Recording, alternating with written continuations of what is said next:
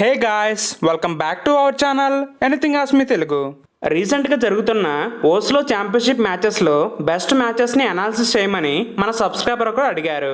So అందుకనే ఈరోజు వీడియోలో మనం మ్యాగ్నస్ కార్ల్సన్ వర్సెస్ మన ఇండియన్ గ్రాండ్ మాస్టర్ అయిన రమేష్ బాబు ప్రజ్ఞానంద మధ్య జరిగిన గేమ్ని అనాలిసిస్ చేయబోతున్నాం.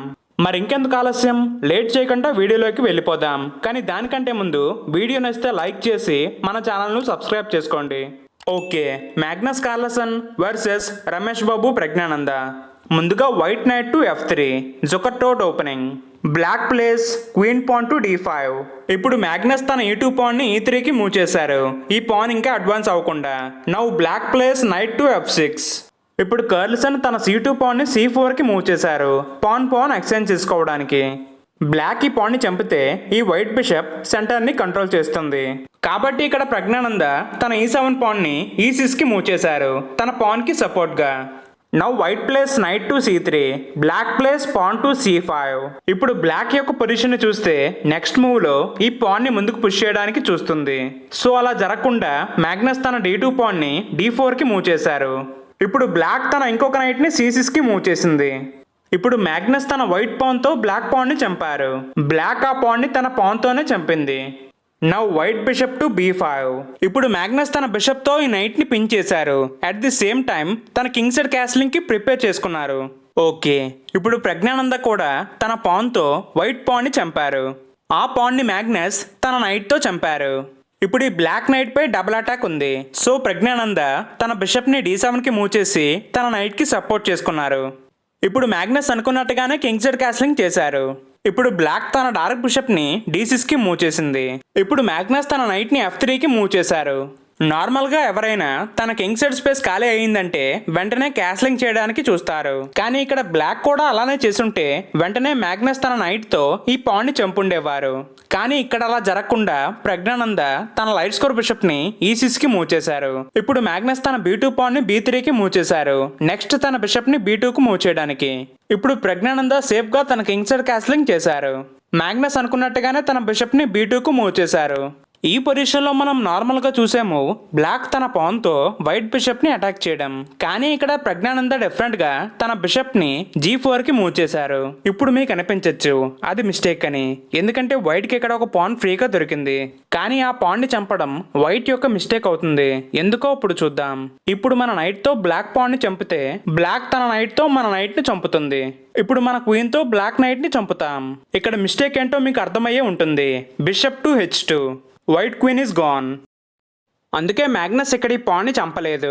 తన H2 పాన్తో బ్లాక్ బిషప్ని అటాక్ చేశారు. ఇప్పుడు బ్లాక్ తన బిషప్ని H5కి మూవ్ చేసింది. ఈ పొజిషన్లో చాలామంది ఏం చేస్తుంటారంటే తమ G2 పాన్తో ఈ బ్లాక్ బిషప్ని అటాక్ చేస్తుంటారు. కానీ అలా చేయడం వల్ల మన కింగ్ డేంజర్లో ఉంటుంది. ఇక్కడ బెస్ట్ మూవ్ వచ్చి బిషప్ టు E2. ఇక్కడ మ్యాగ్నస్ కూడా అదే చేశారు. ఇప్పుడు బ్లాక్ తన రూక్ని C8కి మూవ్ చేసింది. అయితే మ్యాగ్నస్కి ఈ బిషప్ ఈ స్క్వేర్లో ఉండడం నచ్చలేదు. అందుకే తన నైట్ని H4కి మూవ్ చేసి బిషప్ ట్రేడ్ చేసుకోవడానికి ఆఫర్ చేశారు. కానీ ప్రజ్ఞానందకి ఆఫర్ నచ్చలేదు. అందుకే తన బిషప్ని G6కి మూవ్ చేశారు.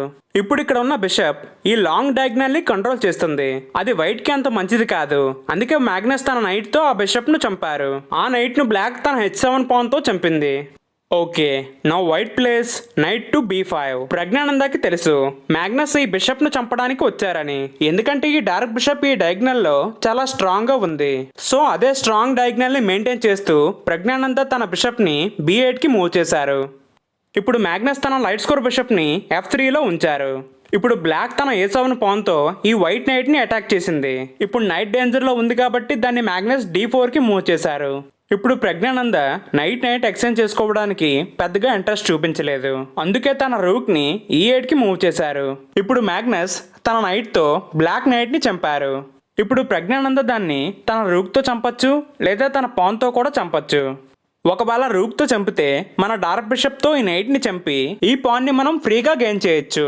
చూసారా, ఈ చిన్న క్యాలిక్యులేషన్ వల్ల బ్లాక్ ఒక పాన్ని కోల్పోవలసి వచ్చేది.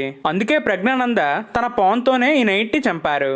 Now Magnus places queen to D3 ఈ పాన్ని చంపడానికి. సో అలా జరగకుండా బ్లాక్ ఆ పాన్ని A5కి మూవ్ చేసింది. ఇప్పుడు మ్యాగ్నస్ తన రూక్ని C1కి మూవ్ చేశారు. ఈ వీక్ C7 పాన్ మీద అటాక్ స్టార్ట్ చేయడానికి.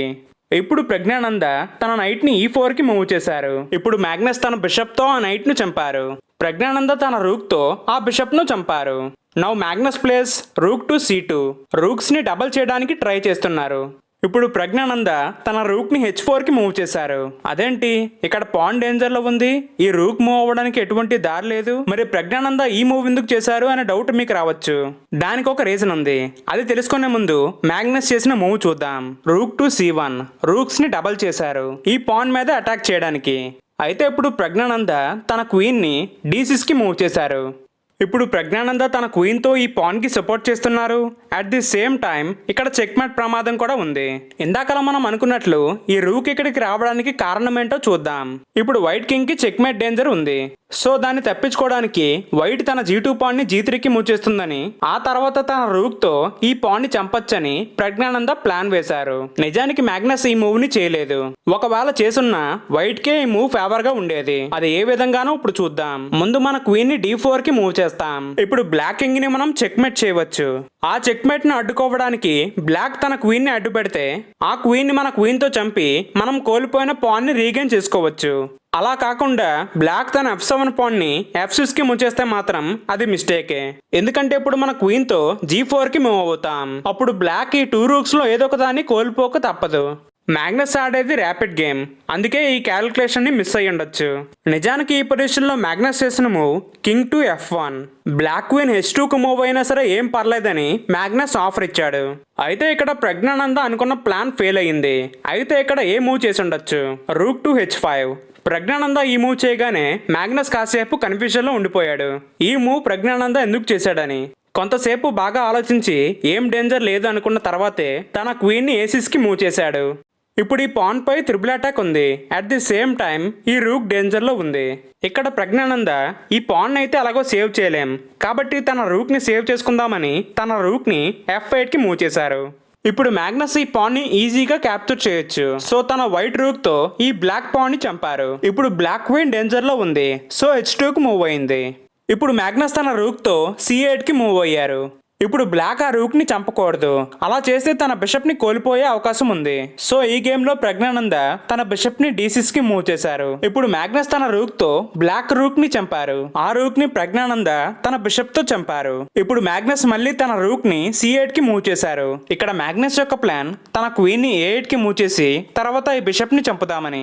మ్యాగ్నస్ అలా చేస్తే ప్రజ్ఞానంద తన క్వీన్ ని D6 కి మూవ్ చేసి తన బిషప్ ని కాపాడుకుందాం అనుకున్నారు.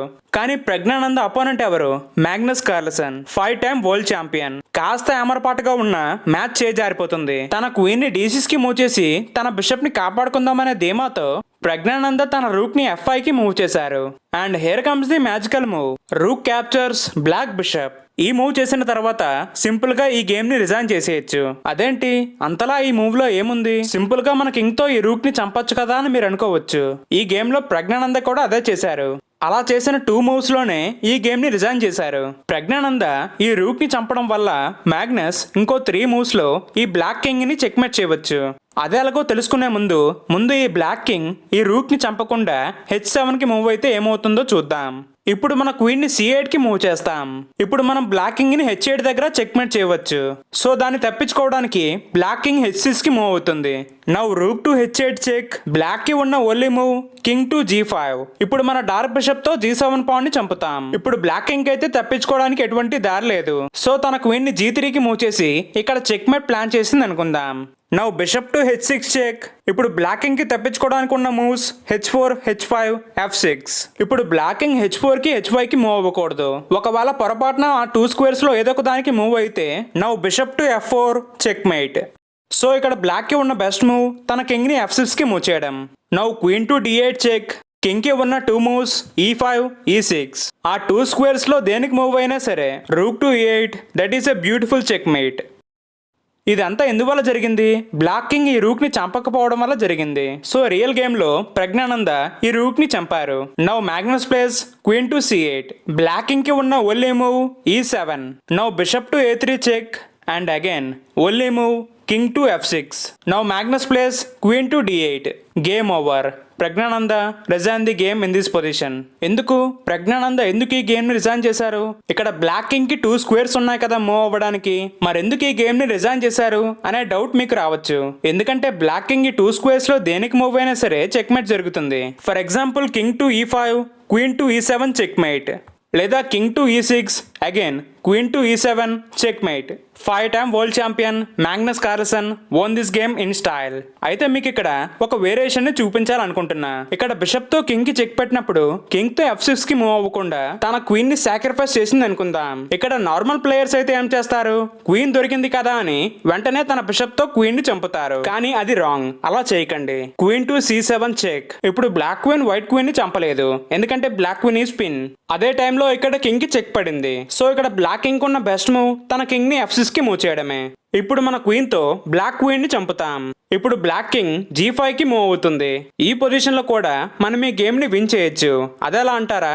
చూడండి. Now queen to d8 check. ఇక్కడ బ్లాక్ కి కనిపించే బెస్ట్ అండ్ న్యాచురల్ మూవ్ తన పాన్ తో చెక్ కి అడ్డు పెట్టడమే. ఇప్పుడు మన f2 పాన్ ని f4 కి మూవ్ చేస్తే బ్లాక్ కింగ్ కి చెక్ పడుతుంది. ఇప్పుడు బ్లాక్ కింగ్ h4 కి మూవ్ అయితే మన కింగ్ ని f2 కి మూవ్ చేసి తర్వాత చెక్మేట్ చేయవచ్చు. లేదు h6 కి మూవ్ అయితే మన క్వీన్ ని డైరెక్ట్ గా h8 కి మూవ్ చేసి చెక్మేట్ చేయవచ్చు. లేదు ఈ పొజిషన్ లోనే చెక్ పడినప్పుడు తన పాన్ తో చెక్ కి అడ్డు పెట్టకుండా తన కింగ్ ని h6 కి మూవ్ చేస్తే ఏమవుతుందో చూద్దాం. Now queen to h8 check. Black king మళ్ళీ g5 కి మూవ్ అవుతుంది. Bishop to e7 check. ఇప్పుడు కింగ్ కి తప్పించుకోవడానికి ఉన్న బెస్ట్ ఆప్షన్ తన పాన్ తో చెక్ కి అడ్డు పెట్టడం. ఇప్పుడు మన బిషప్ ని d6 కి మూవ్ చేస్తాం. నెక్స్ట్ మన f2 పాన్ ని f4 కి మూవ్ చేస్తే చెక్మేట్ జరుగుతుంది. సో అలా చెక్మేట్ జరగకుండా బ్లాక్ తన రూక్ ని సాక్రిఫైస్ చేసింది అనుకుందాం. ఇప్పుడు మన f2 పాన్ ని f4 కి మూవ్ చేస్తాం. ఇప్పుడు బ్లాక్ కింగ్ కి చెక్ పడింది. బ్లాక్ కింగ్ కి ఉన్న ఒల్లి మూవ్ f5. ఇప్పుడు మన పాన్ తో బ్లాక్ రూక్ ని చంపి ఇక్కడ నుండి మనం గేమ్ ని ఈజీగా విన్ చేయొచ్చు. ఇది ఫ్రెండ్స్ ఇవాల్టి వీడియో. మీకు నచ్చిందని అనుకుంటున్నా. నచ్చితే ఒక లైక్ చేసి మన ఛానల్ను సబ్స్క్రైబ్ చేసుకోండి. ఈ వీడియోని మన చెస్ లవర్స్ అందరికీ షేర్ చేయండి. నెక్స్ట్ వీడియోలో మళ్ళీ కలుద్దాం. This is Hemanth Yadav signing off. Thanks for watching.